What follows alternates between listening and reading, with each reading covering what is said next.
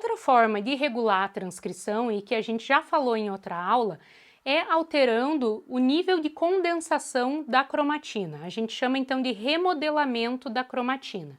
Então vocês lembram que a gente falou lá na primeira aula que a gente tem o nosso DNA sempre ligado a proteínas, né? Ligado às histonas.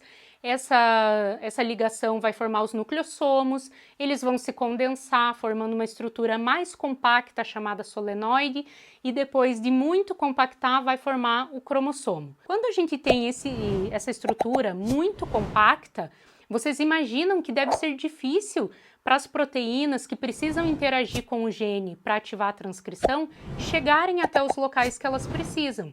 Então, estruturas muito compactas de cromatina, a gente vai ter a heterocromatina, que acaba sendo uma região inativa para a transcrição, porque ela não deixa essas proteínas acessarem o DNA.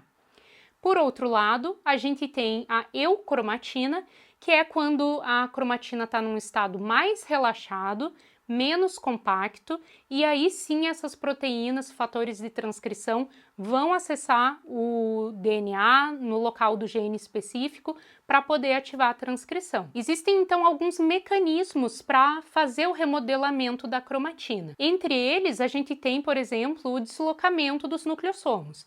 Então lembra que os nucleossomos, eles são aquele conjunto, né, de um octâmero de histonas, a gente tem 8 unidades de histonas ligadas a uma porção do DNA.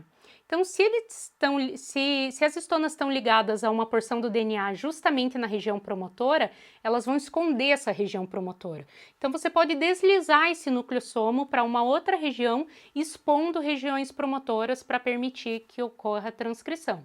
Outra forma de fazer o remodelamento é colocando histonas diferentes das mais usuais, histonas menos frequentes, que vão tornar também o DNA mais ou menos compactado, ou modificando as próprias histonas. Bom, existem outras formas de alterar o acesso ao DNA e a compactação da cromatina. Na figura, a gente consegue ver as proteínas histonas, que são aquelas proteínas que estão no centro do nucleossomo. Elas possuem caudas, e essas caudas, quando interagem com o DNA, deixam ele menos acessível para a transcrição. Essas caudas, elas possuem resíduos de aminoácidos, que são lisina e arginina. Quando esses resíduos de aminoácidos sofrem um processo que a gente chama de acetilação, essa acetilação faz com que a cauda da histona não se ligue mais ao DNA, deixando ele mais acessível e, portanto, ativando a transcrição. Essa é uma reação que ocorre e é reversível. Outra reação também reversível é a de metilação.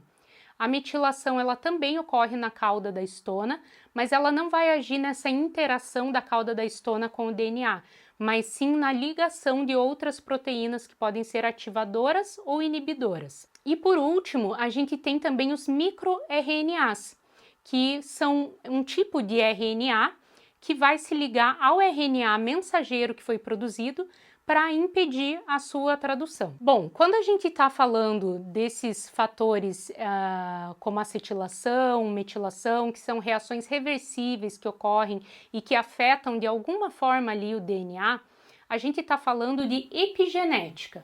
Então, o que é a epigenética? Ela é o estudo de alterações na expressão gênica ou nos fenótipos, mas que ela não é causada por alterações na sequência do DNA diretamente. Ela é causada por outros mecanismos que vão afetar o DNA sem afetar a sua sequência.